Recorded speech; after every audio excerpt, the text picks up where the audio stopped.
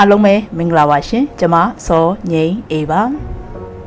ဒီဗီဒီယိုလေးမှာကလက်ဆောင်မုံလာပြီးတာမညဖလအခါတော်နေ့အကြောင်းတီးကောင်းစရာအဖျားပြားဆိုတဲ့ကောင်းစဉ်လေးနဲ့မျှဝေပေးပါရစေဖျားရှင်ဟာ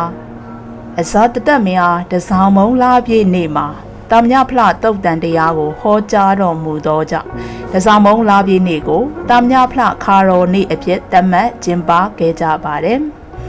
မြမရိုးရာ12လရာသီပွဲတော်များမှာရာသီလိုက်ရှိတဲ့အနှစ်တစောင်းမုံလာမှာပြုလုပ်ခြင်းပါလေရှိတဲ့ပွဲတော်များမှာတစောင်းတိုင်းမီထွန်းပွဲတော်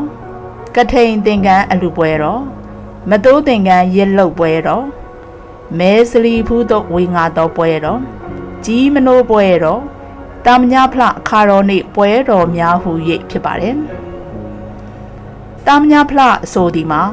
ယဟန်ပြုရခြင်းဤအကျိုးလို့အဓိပ္ပာယ်ရပါတယ်ယဟန်ပြုရခြင်းရဲ့အကျိုးကိုဟောကြားသောနေ့ဖြစ်၍တစောင်းမုံလာပြည့်နေ့ကိုတန်ဃာတော်များနေ့ဟုလည်းခေါ်ဆိုနိုင်ပါတယ်တာမညဖလတုတ်ဟာဒီကနိကေတိလက်ခန္ဓာဝက်ကပါဠိတော်၌လာရှိပါတယ်တာမညဖလတုတ်ဟာယဟန်တန်ဃာတော်များအဖို့ကျေးမုံမှန်ချက်ကြီးတစ်ဖွဲဖြစ်၍ကိုချင်းတီလာရှိသည်မရှိသည်ကိုဤတာမညဖလတုတ်ဖြင့်ထင်ဟပ်စေနိုင်ပါတယ်တာမညဖလတုတ်ဟာလူဒါယကများအဖို့ပြရာချိန်ကြီးတစ်ဖွဲဖြစ်၍မိမိတို့ကိုးကွယ်နေသောဆရာသမားများဤကျင့်ကြံမှုဟုတ်မဟုတ်မှန်မမှန်ကိုဤတုတ်တန်ဖြင့်ချိန်ကိုက်ကြည့်နိုင်ပါတယ်အဇာတတမင်းဟာဒေဝရတ်ကိုဆရာတင်မိ၍အပေါင်းတင်မှားပြီးဖခင်ဖြစ်သူဗိမိတာရမင်းကြီးကိုတတ်မိသောကြောင့်ကံကြီးထိုက်ပြီးတော့မှအိမ်မပြောသောဝေဒနာဆွဲကပ်ခဲ့ပါတယ်။ယင်းဝေဒနာကိုကူစားရင်အမတ်များရဲ့အကြံပြုချက်အရာတိဋ္ဌိဆရာကြီး6ယောက်ထံသွားရောက်ပြီးတော့မှယဟန်ပြုခြင်းရဲ့အကျိုးတာမညဖလကိုစုံစမ်းမေးမြန်းတဲ့အခါမှာကျေနပ်သောအဖြေကိုမရရှိခဲ့ပါဘူး။နောက်ဆုံးတော့တမားတော်ကြီးဇီဝကရဲ့အကြံပြုချက်အရာရာဇကြိုမြို့အနီးဆရာဇီဝကလှူထားသောတရစ်ဦးရင်တော်မှာတရင်သုံးရရှိတဲ့မြတ်စွာဘုရားထံကိုသွားရောက်ပြီးတော့မှလျှောက်ထားသောအခါမှာသူသိလိုတဲ့ယဟန်ပြုရခြင်းရဲ့အကျိုးတာမညဖလကိုသိရှိခဲ့ရပါတယ်အဇာတတမင်းဟာတာမညဖလတုတ်တရားတော်ကိုကြားနာရတဲ့အချိန်ကနေစပြီးတော့မှဗုဒ္ဓသာသနာကိုသက်ဝင်ယုံကြည်လာပြီးတော့မှပုထုဇဉ်များတဲ့ကနေယတနာသုံးပါးကိုအကြီးညိုဆုံးပုဂ္ဂိုလ်တူဖြစ်လာပါတယ်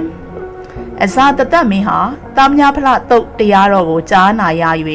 သူ့ရဲ့အပြစ်ကိုကူစားခဲ့သောကြောင့်အပြစ်ကြီးလေးသောမဟာအဝီစီငရဲတွင်မကြတော့ဘဲနဲ့အပြစ်ဒဏ်ပေါ်သောဘေးဗလာဟဂုံဘီငရဲ၌သာကြားရောက်ပြီးတော့မှနောင်သောအခါဝိစီတာဝီမြည်သောပစ္စေကဗုဒ္ဓဖြစ်၍จิตတန်ဝင်ရပါလိမ့်မယ်ဇာတတမင်းဟာပထမသင်္ကာယရနာသင်ဒါယကအဖြစ်ခံယူခဲ့ခြင်းမြတ်စွာဘုရား၏ဓာတ်တော်များကိုစုစည်းသိမ်းဆည်း၍ဓာတ်တော်တိုင်းကြီးတည်ထားခဲ့ခြင်းဗုဒ္ဓသာရဏနှစ်ကိုအတိအကျသတ်မှတ်ခဲ့ခြင်းသာရဏပြုလုပ်ငန်းကြီး၃ရပ်ကိုလှုပ်ဆောင်သွားခဲ့သည်မှာဗုဒ္ဓဘာသာဝင်များအတွက်ကျေးဇူးကြီးမားလာပါတယ်ပရိကတ်တော်များကိုမပစ်စီရအောင်သင်္ကာယရနာအစစ်စစ်တင်၍ယနေ့တိုင်အောင်ထိန်းသိမ်းထားနိုင်ခဲ့ခြင်းမှာအဇာတတမင်းရဲ့ကျေးဇူးလို့ဆိုထိုက်ပါပေတယ်အဇာတတမင်းစူဆောင်ထားသောဓာတ်တော်များကိုရှာဖွေ၍တိရိဓမ္မတောကမင်းကြီးကဇေဒီပေါင်း8400တည်ထား၍တာရဏပြုခဲ့သောကြောင့်နှောင်းခေတ်ဗုဒ္ဓဘာသာဝင်တို့ဖူးမြော်ခွင့်ရရှိနေကြခြင်းဖြစ်ပါတယ်ဗုဒ္ဓဘာသာဝင်တို့တာရဏနှစ်ကိုအတိအကျသုံးဆွဲခွင့်ရနေသည်မှာအဇာတတမင်းရဲ့ကျေးဇူးတာမညဖလတုတ်ဤအကျိုးဆက်လို့ဆိုထိုက်ပါတယ်အခုမျှဝေခဲ့တဲ့အကြောင်းအရာတွေကိုဗဒနာပညာတာမိမာဂရီတာစီဆရာတော်ဖျားကြီးရဲ့ဗုဒ္ဓစာပေအခါတော်နေ့များမှရေးသားထားချက်များကိုမျှဝေပူဇော်ခြင်းဖြစ်ပါတယ်ရှင်ဓမ္မမိတ်ဆွေများအားလုံးအစစအရာရာအကြောင်းညီညွတ်ကြပါစေ